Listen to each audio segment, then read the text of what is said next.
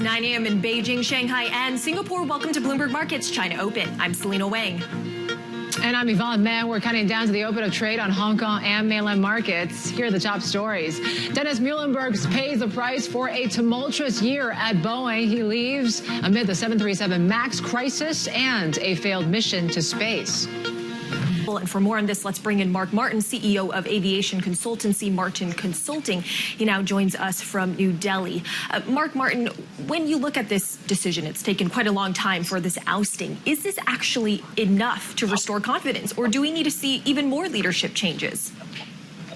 Good morning and happy holidays. Well, the biggest problem with Boeing is not just leadership, but is also a strategic outline that surrounds their core offering, which is in commercial aircraft and airplanes, defense and space. Now, if you look at what's working in Boeing is what they inherited from McDonnell Douglas. Every product, every service program that came from McDonnell Douglas, whether it was the F-18 Hornet, the F-15 Eagle, or their defense platforms, have worked extremely well. And what's breaking down here is the core Boeing product, which is, we've seen the CT-100 space Starliner, the 737 MAX, which obviously is clearly because of revenue pressures. But I think the bigger crisis here is Boeing has lost leadership, and morale of people within Boeing would be extremely low. And that's concerning, because if they need to pull out of this, they got to get everybody together, including their own employees. And this is probably the toughest phase that Boeing could possibly deal with. Mark, is Calhoun the best replacement at this point in time? There's been some criticism that he doesn't have an engineering background. And as you mentioned, a lot of the big challenges they face are in these product areas. Well, when the chips are down, you need somebody who could roll the sleeves and fix the house and get the place back in order. And this guy comes with that kind of capability of having sorted, previous defense programs and from a project management side. So that does bring in a lot of strategic perspective. Now, going forward, I think Boeing would have to completely realign its market offering, because it's, in the commercial aircraft space, as we know, they've also announced a partnership with Embraer. Now, I'm not sure how that's going to help them or save them, but I think they need to fix the 737 MAX or get rid of it for good, because Boeing had, mothballed two programs before, the 757 and the 767. So, and those aircraft are in demand at the moment. It might be strategic to bring back the 757 and the 767 program, which is the 4,000, 5,000 nautical mile, 250 to 300 seat aircraft category.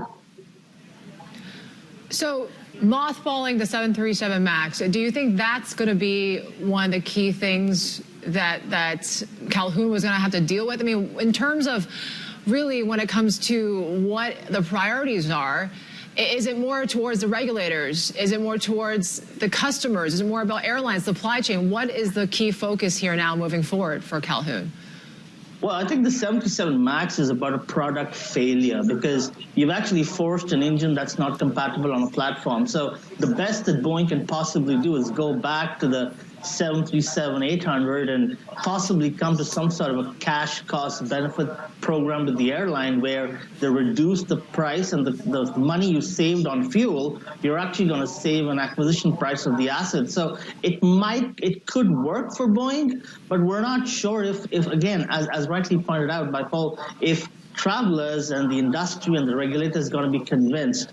But in my view, I think if you go back to something else which is more stable, at least as an engine platform, because the fix on the MAX, if you really fix it, is going to be at least $20 million per aircraft. And airlines are not going to cough up that kind of money, and so is Boeing. And we all know right now that the industry is dealing with a severe shortage of aircraft, and you've got Airbus knocking on most airlines' doors. So this is a tough phase, and we're hoping that Boeing, it will take them 12 months to pull out of it, but we hope that Boeing does pull out.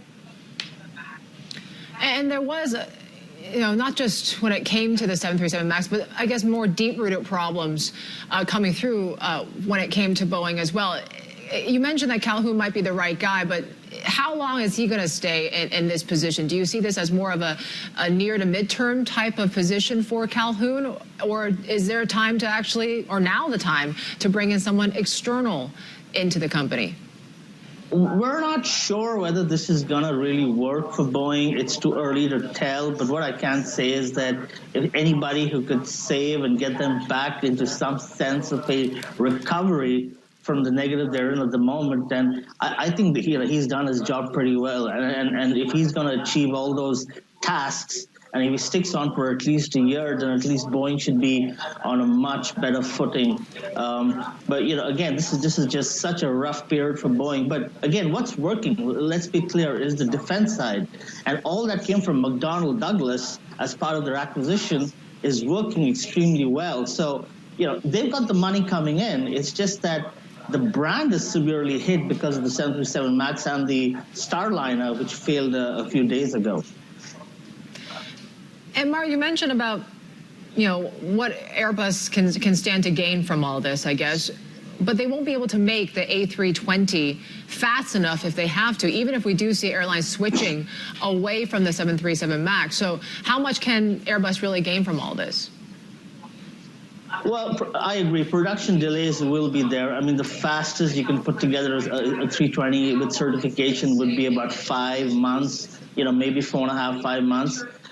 So that will need a tremendous amount of capital, intense labor to start assembling those aircraft, to churn up and increase production.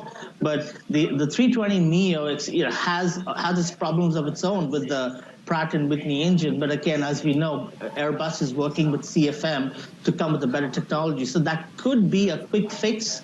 It should take Airbus about 6 months to get to those Boeing customers and give them aircraft, but let's hope Boeing does come back. Mark, thank you so much for joining us here on this top story today. Mark Martin, CEO of Martin Consulting, joining us from Delhi here this morning.